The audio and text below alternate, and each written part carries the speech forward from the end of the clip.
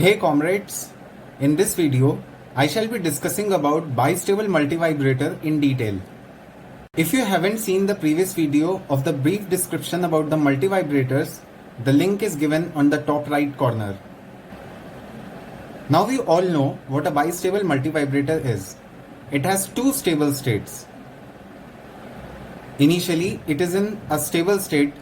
Let us suppose it to be plus V saturation, plus V sat. When a trigger signal is applied, it moves on to the second stable state, and when after some time we apply the second trigger signal, it again returns back to the first stable state. So in this way it continues functioning. See, this is a circuit of bistable multivibrator. Resistance is R1, R2 and input signal Vi. This is output signal V0. We will be studying two types of it. This is inverting bistable multivibrator because the input signal is applied at the inverting terminal. Next, we will be studying the non-inverting bistable multivibrator where the input signal will be placed here. Okay, so moving on with this inverting bistable multivibrator. Now we shall start by supposing that the V output is initially at plus V sat. Let us mark it on this transfer characteristics graph. V0 is at plus V sat, and later on we will be using this minus V sat. It is not accurate, that is not to scale, just for the demonstrative purpose. Okay, so it is plus V sat initially. Now we see that this voltage we shall mark it as V plus, and this V plus would be given by V plus is equal to V0 into R1 upon R1 plus R2. V0 into R1 upon R1 plus R2. This is by the voltage division rule. Now since we have supposed that initially V output is at plus V sat, so this would be given by plus V sat into R1 by R1 plus R2. We have just placed V sat in place of V output. So let us suppose this term as beta. So it will be plus beta V sat. Now V plus is at plus beta V sat. Now till the time Vi or V input is less than V plus, the output will stay as plus V sat. Now what I mean by that is, as long as V input is less than V plus, or we can say V input is less than plus V sat, that is plus beta V sat. So as long as Vi is less than plus beta V sat, V output stays at plus V sat, that is upper saturation voltage, and we keep on increasing V input. We keep on increasing. As soon as this V input crosses this point, that is plus beta V sat, the output will become minus V sat. We kept on increasing V input, and at the point plus beta V sat, it changes from plus V sat to minus V sat. The output becomes minus V sat. We can show this progression as in this manner. Now the V output has become minus V sat. Okay, so V plus would be given by V out R1 by R1 plus R2, that is beta, and in case of plus V sat, now it will become minus V sat, minus beta V sat. Okay, so now what happens? Now we keep on decreasing this V input value, and when it goes lower than this value V plus, that is minus beta V sat, then again the V plus terminal will be at a higher potential or higher value than this V, that is inverting terminal, or V minus. So it will go like this. We keep on decreasing the V input value, and at a point where it is minus beta VSAT. So when this V input goes even lower than this minus beta VSAT, then again the output will become from minus VSAT to plus VSAT. And this progression can be shown somewhat like this. When it crosses, then again it becomes plus VSAT. Even lower than this value of Vi from this point, it will remain as it is, plus VSAT. So this is how an inverting bistable multivibrator functions, and this is the transfer characteristics that we obtain here. I hope it is clear to you. Now we shall move on to the non-inverting bistable multivibrator.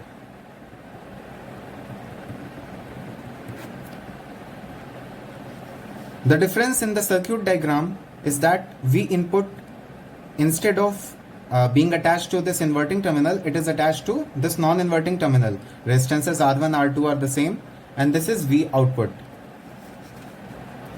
Here we will plot the transfer characteristics. I'll be progressing slowly, so be with me and understand what are the changes that have come as compared to the inverting bistable multivibrator.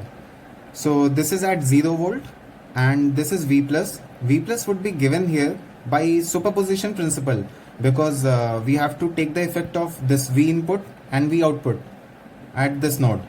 So V plus would be given by input into R2 upon R1 plus R2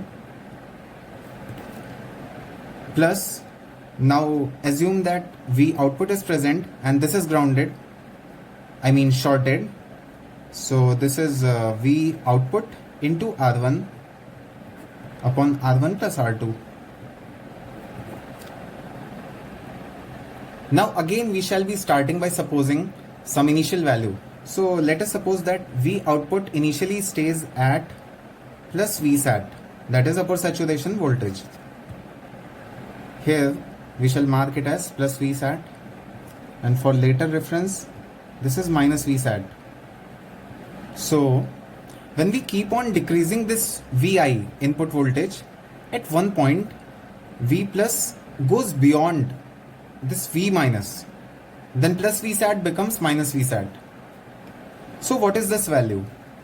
Let us put this V plus equal to 0 in order to obtain that value. And by solving, you will get that Vi is equal to minus V naught R1 by R2. Since we have assumed this initial value plus VSAT, we can also write it as in place of V out, you have to write plus VSAT. It will become minus VSAT into R1 by R2. So this is the value where the output transitions from plus VSAT to minus VSAT. That is, we were constantly decreasing V input value, and here at some point, which is given by this minus VSAT into R1 by R2. So we progressed by decreasing V input, and in this way, now the output is minus VSAT. Therefore, this V plus will be given by V plus is equal to Vi R2 by R1 plus R2 minus VSAT R1 by R1 plus R2. Hope you got this point. Now we will go on increasing this V input, and we are constantly increasing it. There comes a point somewhere here where this output will transition from minus VSAT to plus VSAT. So what is that value? Again we have to put V plus is equal to 0, and we will get a value something like V input is equal to plus Vsat R1 by R2. You have to proceed in the same fashion as we have done it here. So you solve it by yourself and it will be very easy. You will get this value. So it is somewhere here, plus Vsat R1 by R2. So what is the flow here? We have increased Vi and then at a point plus Vsat R1 by R2, the output will transition from minus Vsat to plus Vsat. So this is how we move. This is all about bistable multivibrator, which is of two types: inverting, when the input is attached to that inverting terminal, and this is where the second type, non-inverting bistable multivibrator. So input signal is applied at the non-inverting terminal. Now wait. I think one issue needs to be addressed at this point. You can see that there's some sort of similarity between these two transfer characteristics, and it is very natural to get confused during the exams.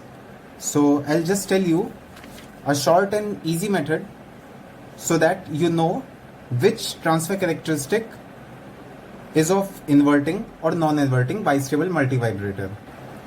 So here we go. See, the word is for inverting bistable multivibrator. Just focus on this, inverting. So this is V out and this is V in